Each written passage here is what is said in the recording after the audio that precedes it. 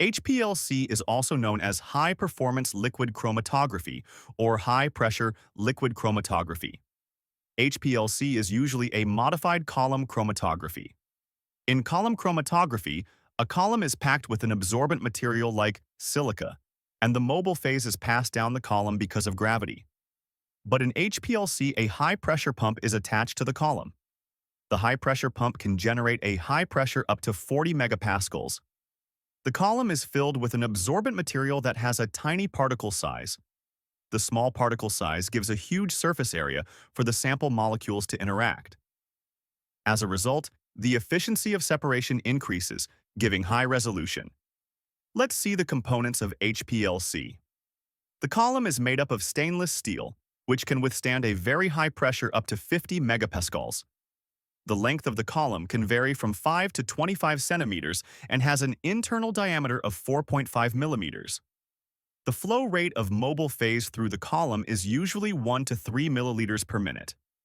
The stationary phase. As discussed earlier, the stationary phase is made up of an absorbent material that has a very small particle size. The particle size is kept uniform to obtain a better performance. Usually, chemically modified silica, divinylbenzene, etc. They're commonly used as a stationary phase. The mobile phase. The mixture of different solvents can be used as a mobile phase. The solvent used depends on the type of sample molecules that are to be separated. The mobile phase solvent can be polar or nonpolar. The mobile phase is usually kept in the solvent reservoir. The solvent reservoir is attached to a pump, which pumps the mobile phase into the column at high pressure. Just before the HPLC column, there is an injector that allows the introduction of the sample into the column. The detector. In order to detect the LUI that is being sampled coming out of the column, the HPLC column is attached to a detector.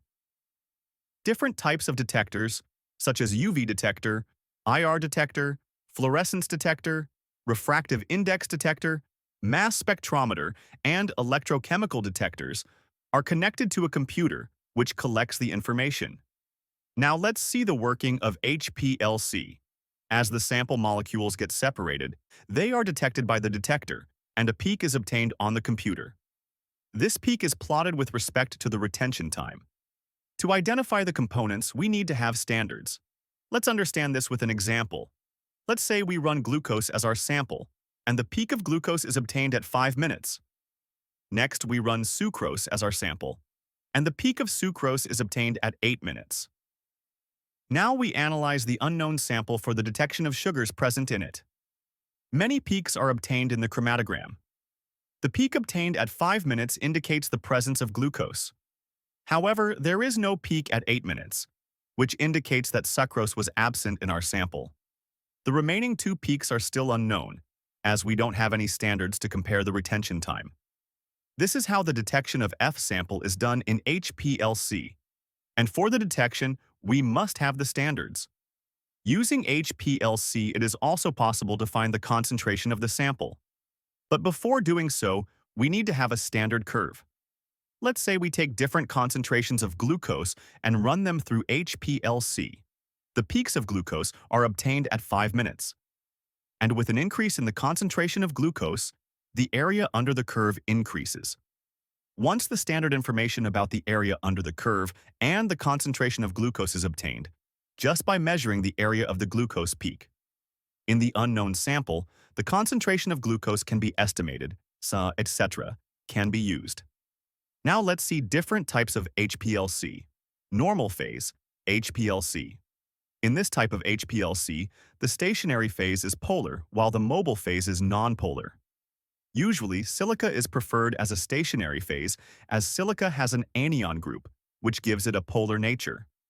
During normal phase HPLC, polar molecules are retained on the stationary phase while the nonpolar molecules move fast down the column with the mobile phase. Reverse phase HPLC. In this method, the stationary phase is nonpolar while the mobile phase is polar. The nonpolar molecules are retained on the stationary phase while the polar molecules move fast down the column. Size exclusion HPLC. This method is based on size exclusion chromatography or gel permeation chromatography. In this method, the stationary phase particles are porous. As a result, small molecules get inside the pores and take a long time to move, while the large molecules easily pass down the column. Hence, separation occurs based on the molecular size. Ion exchange HPLC. In this method, the stationary phase has an ionic charge. If the molecule of interest has a positive charge, then the stationary phase is kept negative. And if the molecule of interest has a negative charge, then the stationary phase is kept positive.